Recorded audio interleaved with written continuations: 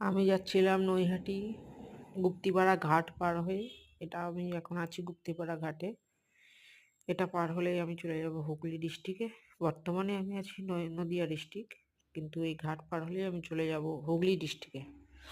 নৈহাটি যাচ্ছিলাম দিদির বাড়ি, তো ভাবলাম একটু গঙ্গার ছবি ভিডিওটা করি।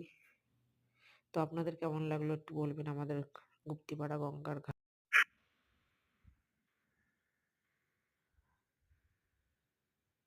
এটা এখন আছি আমি কল্যাণী ব্রিজের ওপর, নিচে গঙ্গা, আমি ব্রিজের ওপর দিয়ে যাচ্ছি